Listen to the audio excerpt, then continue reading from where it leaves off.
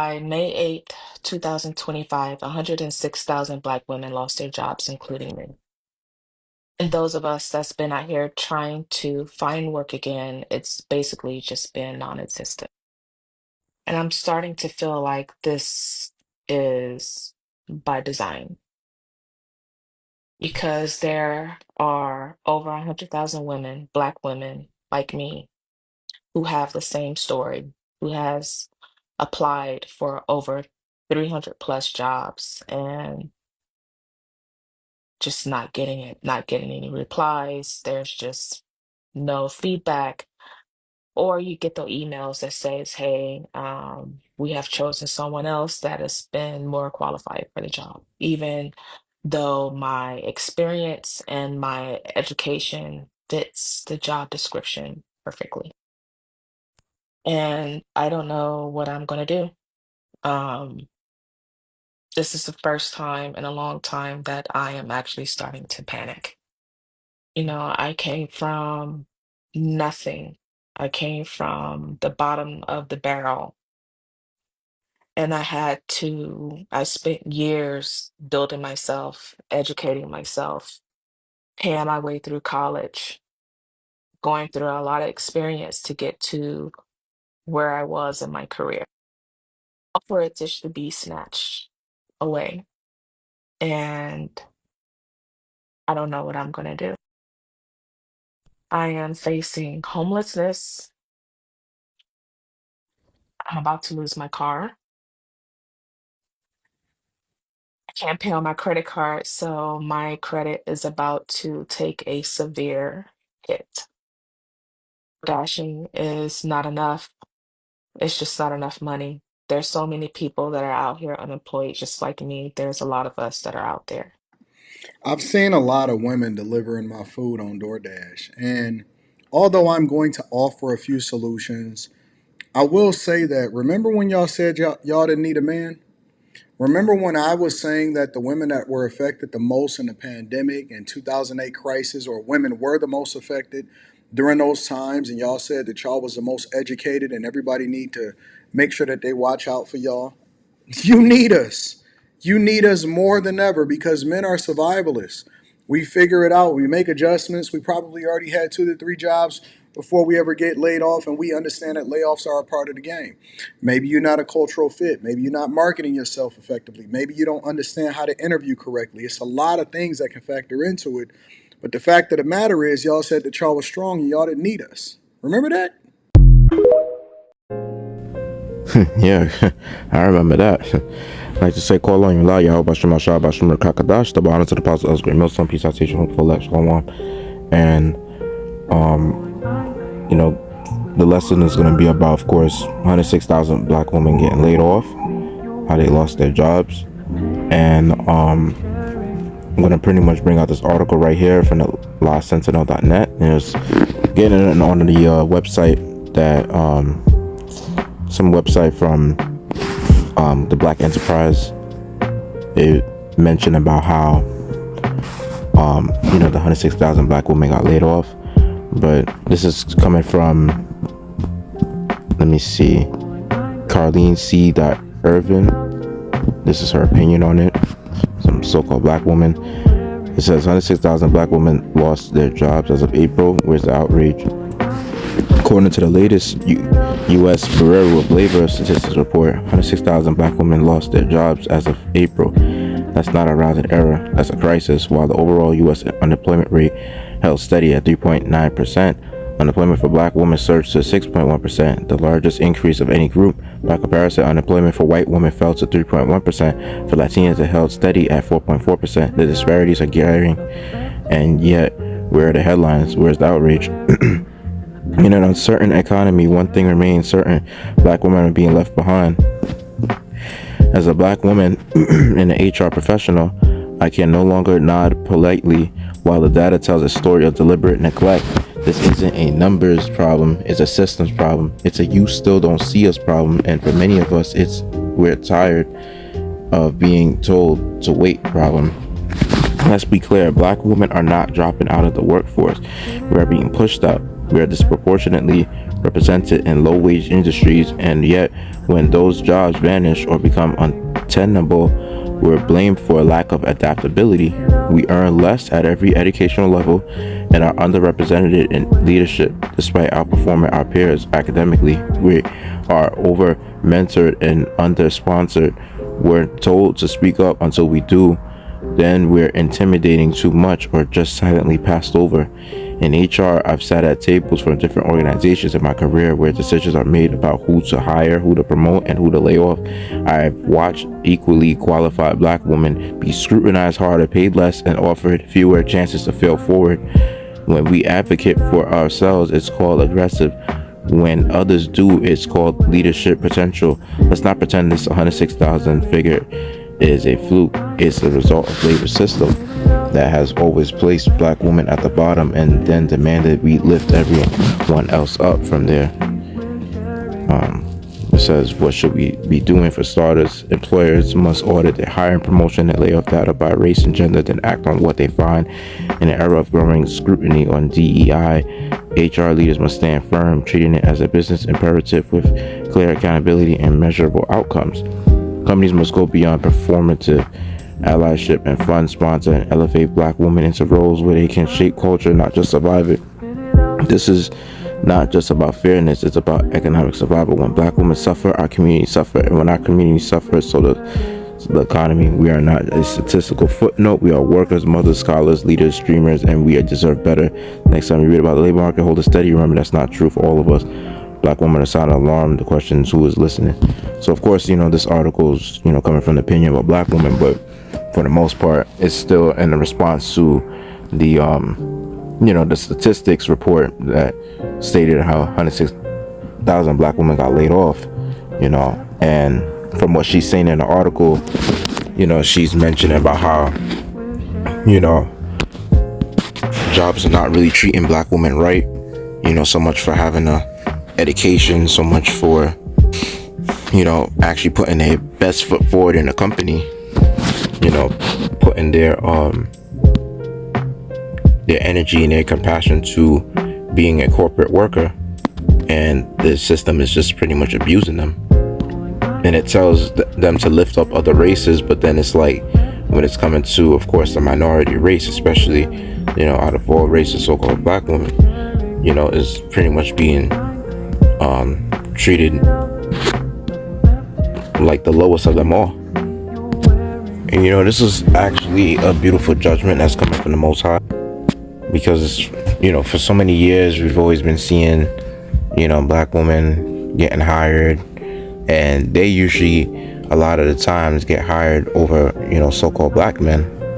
Of course, they rather give the job to the black woman than the so-called black man, and we see that a lot, because one thing about Esau is that he likes to put our women in positions of power, just to keep the men on the bottom, the men feeling like shit, just to pretty much add more hell upon the hell that we're already going through, because one thing, when it's coming to our people, when we're all pretty much on the same level, there's going to be unity, and Esau knows that. But when you put another group within our people, like let's say light skins over dark skins or so, just shit like that, little petty shit, putting like the woman above the man and all that shit, you see, putting different people that do different things or that represent different things or so, but we're still the same people, trying to put one classification above the other, shit like that. And that's what creates division and those issues. Now with it's coming to that level of triangulation, and separation and things of that nature, Esau was able to pretty much keep our people divided and conquered. And you see now, that's the funny thing about Esau, is that it may seem like he's doing something good, but he has something sinister behind everything that he does. And first scripture I'm gonna bring out is the basic one a lot of brothers like to get into. In Isaiah 32 verse 9, it says, "Rise up, ye women that are at ease, hear my voice, ye careless daughters, give ear unto my speech.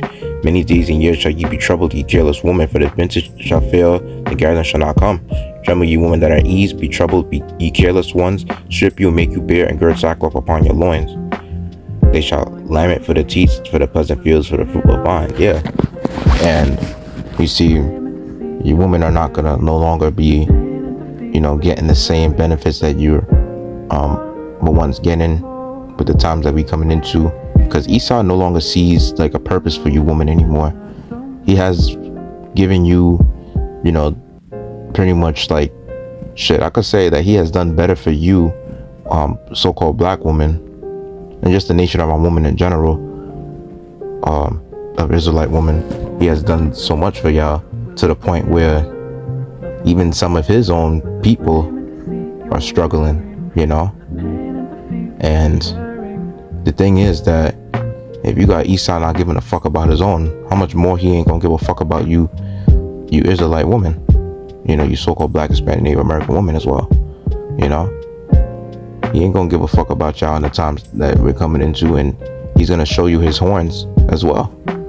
So for you turning aside to him, to Satan, as it tells you in 1 Timothy, the 5th chapter, there's gonna be consequences with that.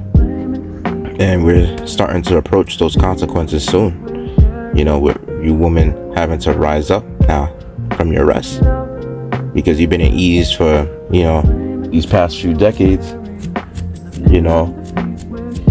Having the system to pretty much support you and benefit you. Even if it means that your own men are suffering. Having to work and pay off debt that you pretty much put your man through under the wicked ass court system by having them paying child support and alimony, all that other shit. So, those times are coming to an end, and you're gonna pretty much face your gruesome judgment for that. And this is the book of Sirach, or Ecclesiastes chapter 12, verse 13. It says, who will pity a charmer that is bitten with a serpent, or any such as come nigh wild beasts?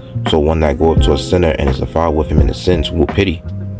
For a while he would abide with thee, but if thou begin to fall, he will not tarry. An enemy speaketh sweetly with his lips, but in his heart he imagineth how to throw thee into a pit. He will weep with his eyes, but if he find opportunity, he will not be satisfied with blood. Right. And you see, that's the characteristics of Esau. He pretty much sounds like he was very uplifting for you woman, but you dumbass women don't really understand that this whole feminism shit was a ploy just to keep you against the man. And ultimately, you're not even really benefiting off of feminism yourselves, because look at what you have to go through in this economy. This economy is failing, it's collapsing, and right before your very own eyes. You got it to where there's a lot of recalls on food products and all that shit. They're preparing for a famine, and CPI, consumer price index, is going up. We soon going to hyperinflation. Everything around you is getting expensive, and Trump is pushing these tariffs. So, even though it may seem like you have a nice, decent job, and you have a good corporate position, you got layoffs happening, right as we speak.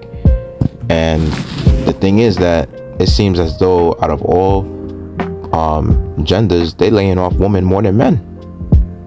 And that's the thing, because it shows you that how insignificant you women in the workforce really are. Because a lot of y'all don't really understand that majority of men actually make up, skilled laborers that actually do like skilled trades.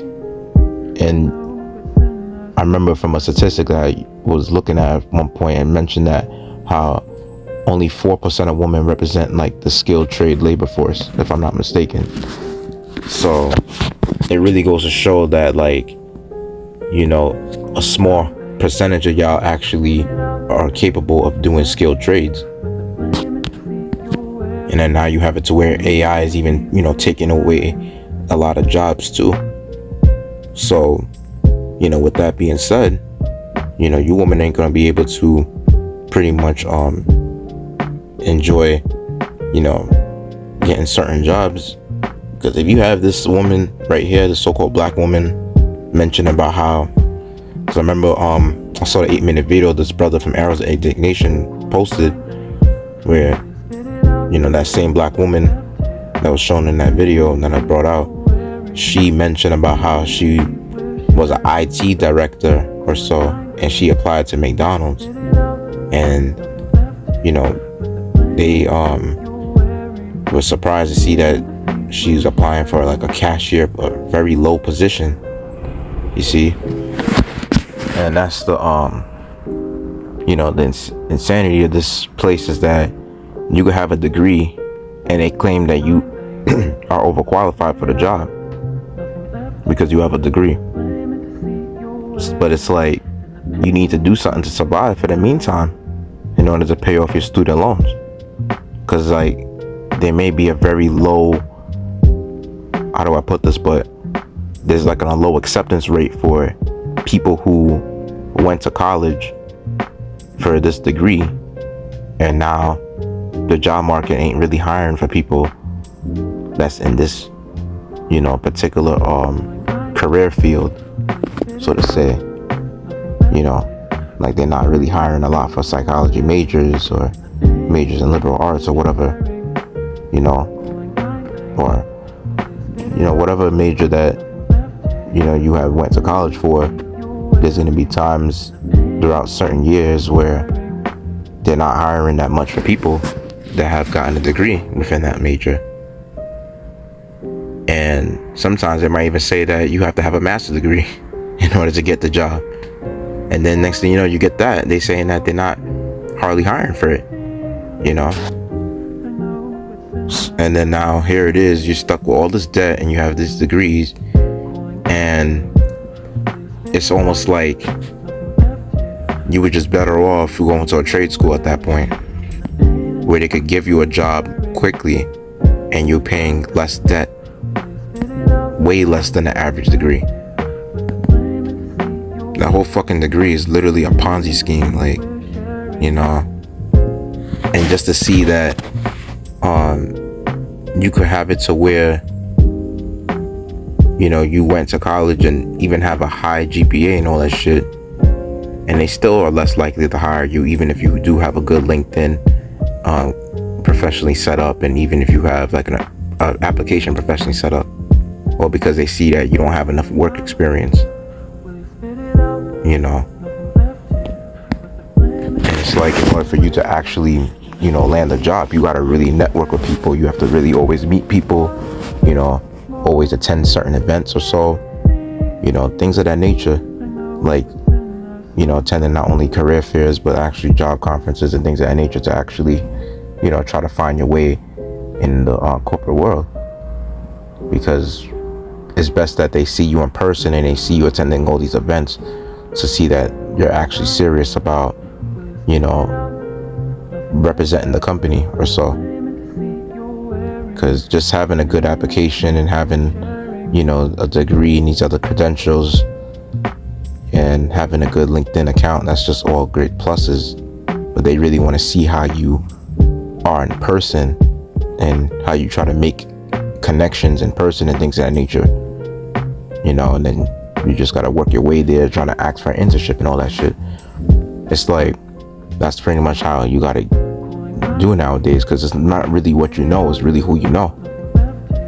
And yeah, you got a lot of women, pretty much like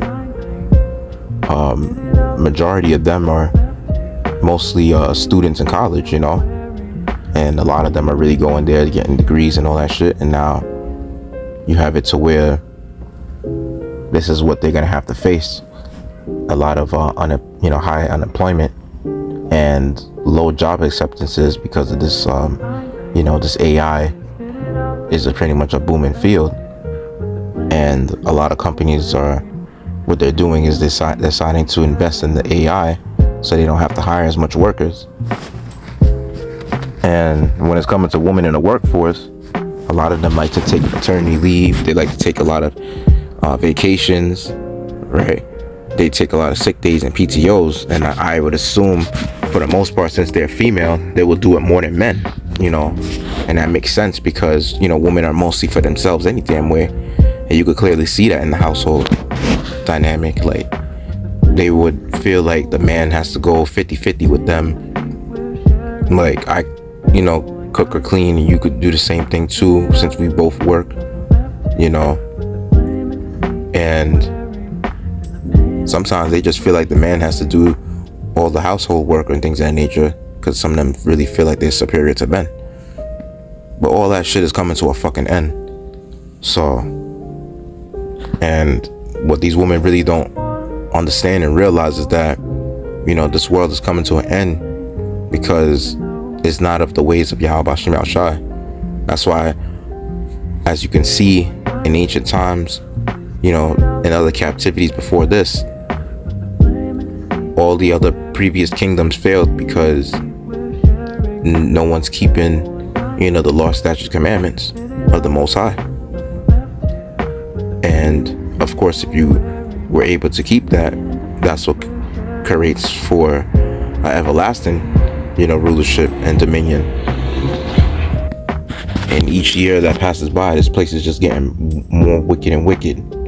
And out of all kingdoms, this is the most apex wicked kingdom to ever existed on the face of, you know, earth, and just all throughout history in general, you know. So the Lord is definitely going to destroy this place way worse than he did Egypt, you know, during the time of Moses in ancient Egypt. And I just want to bring out this last precept before I close out. But, you know, this is, you know, mainly to the woman of our nation, of course, because, you know, when it's coming to the woman of our nation, they outnumber us 7-1, you know. But for the most part, it says in Isaiah 31 verse 1, woe to them that go down to Egypt for help and stay on horses and trust in chariots because they are many, and in horsemen because they are very strong. But they look not unto the Holy One of Israel, neither seek the Lord. Yet he also is wise and will bring evil and will not call back his words, but will arise against the house of the evildoers, against the help of them that work iniquity. Right. And with that being said, you know, when it's coming to our people, they tend to look at how, you know, America's such a strong country or so because they have a strong military background and all this nonsense. So they think that, you know, they want to come here as a safe haven to just continuously do their wickedness and, you know, pretty much live a wicked lifestyle. And you have it to where the black woman, of course, she is the most wicked of our women amongst our nation. And, you know, they find pleasure in doing the wickedness that they do, you know, going out to clubs or whatever, going out to travel to different countries, things of that nature, not really having to have the full responsibility of being a sincere mother. But very soon, like the scriptures tell you in you know, 1 Timothy chapter 2, that, you know, she's going to be saved in, you know, childbearing, you know, and that's the role that these women are going to have to come back to eventually, you know, doing what their ancient foremothers have done in ancient times, you know, being a housekeeper, cooking, cleaning, guiding the young woman. Because, I mean, all these layoffs, I mean, hey, there's a sign that, you know, what do you think is going to happen in the future? How you think you're going to end up surviving? What you're going to end up doing at some point? You know, when you see how this devil Esau just rolling down, like, you know, and, you know, there's little gems that, you know, the Most High shows you in your life, you know, through Esau himself, on how Esau does things to show you that he can't be trusted. Because it's like, he'll set you up with something good and it's temporary, it don't last forever. So yeah, with that, I hope let's edify, let's give all glory, praise, honor to Adonai Yahweh, Bashem Shalom, Malaki Shalom, Bashem, the Gospel, the Bible, some peace, I teach, hopeful, like Shalom.